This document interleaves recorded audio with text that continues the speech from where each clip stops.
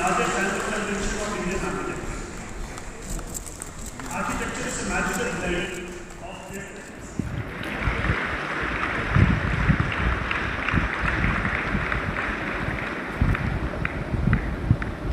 Thank you, sir. Congratulations, Architect Shirish Bedi Garu.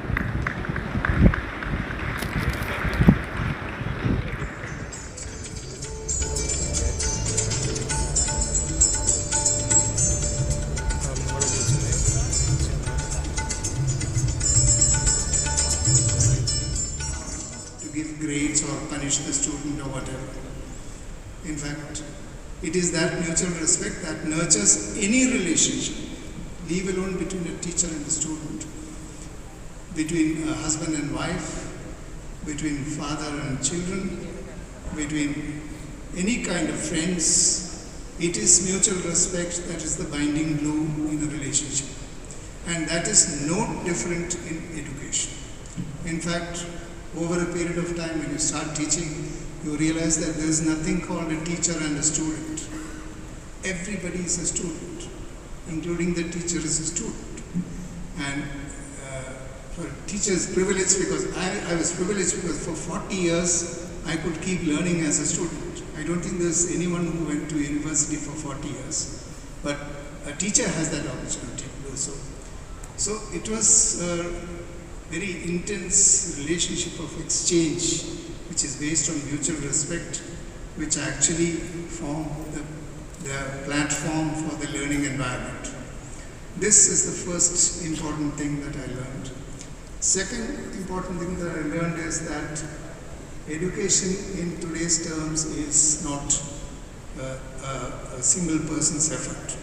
The subjects are complex, architecture is very complex, urban design is even more complex, city planning is complex. Everything about the city is perhaps the most difficult artifact which human being has ever produced is the city. I mean, if you look at it as and you guys have to pay me for that, by the way. You guys have to pay me. IIA has to pay me for saying that. Before I, kind of say a few words about my city, my state, and in terms of architecture, what do we have to offer for you, gentlemen and ladies? Let me quickly, since many of you are from outside of the state, let me quickly also bring you up to speed on what's going on in the newest, the youngest state of India, that is Telangana. This state, Telangana, was formed exactly 8 years ago, in June 2014. It was formed amidst a lot of apprehension, amidst a lot of doubts, amidst a lot of genuine concern, in fact, if I may add, about what would happen to the city, what would happen to the ethos, the culture, the social fabric. Would this government be discriminatory? Would this government actually, work in the lines of, parochialism, etc., etc. Delhi, Hyderabad, Bangalore, and a few others. These are the cities that really drive the nation, whether we like it or not. We have to make sure that these cities actually continue to perform, continue to do well. Otherwise, the economy, in fact, will tank. We know that.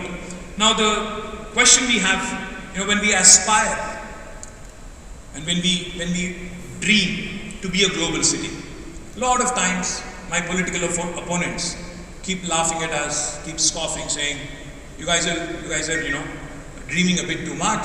It's a far-fetched imagination, etc.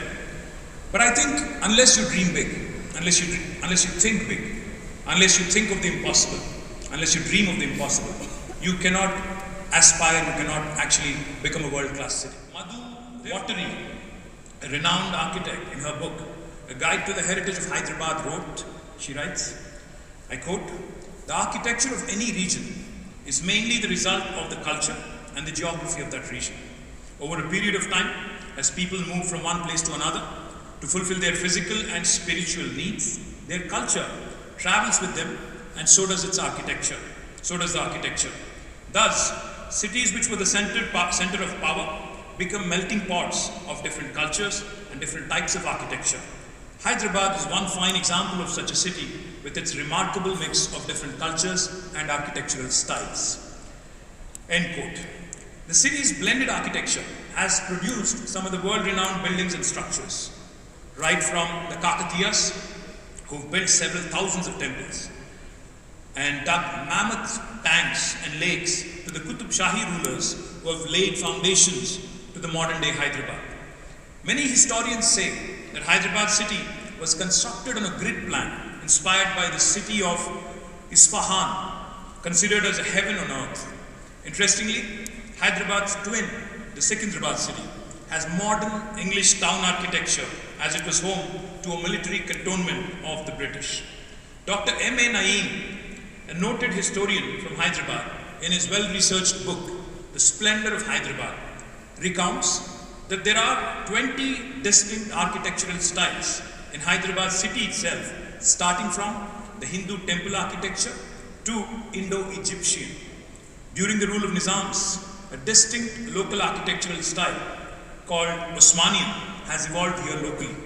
The High Court building here, Osmania University, the State Archaeological Museum, the State Central Library are some of the standing examples of this great architectural style. The city of Hyderabad and also the state of Telangana have some of the most exquisite pieces of architecture, starting from stepwells to palaces, from bridges to tombs. In fact, I know Mr. Yashwant Ramurthy, a renowned architect from the city, also has been doing a lot of amazing work on the stepwells and the revival of them. My compliments to him and his team as well. One of the most important aspects, important facets of the statehood movement for Telangana was the cultural renaissance. So as soon as the Telangana state was formed, we took up some major initiatives to preserve, promote and revive our historic structures. And other structures built by the government have both modern and traditional architectural elements. We are ensuring that while the structures that we build are aesthetically appealing, they are also energy efficient and follow the modern green building norms too.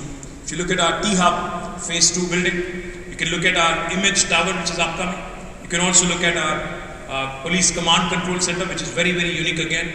And I can go on. There's a huge list of names the government itself has invested in, which have this kind of an appeal. The new Secretariat building, which the government of Telangana is currently building, also depicts, the design also depicts the Deccan Kakatiya architecture and culture expressing Telangana's quintessence. It follows all the Indian Green Building Council norms, meets the stipulations of fire safety, disaster management and other mandatory regulations.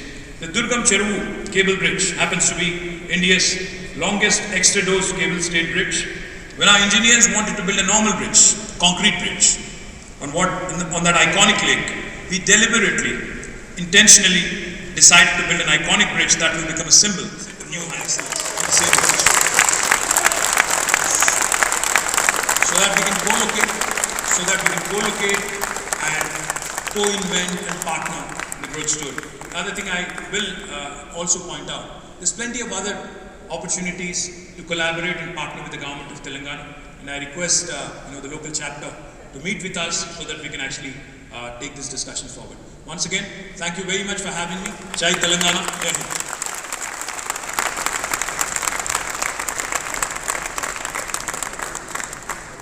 Thank you so much, sir, for gracing us with your presence. Your support to the architectural fraternity has been of great significance. We would now like to extend our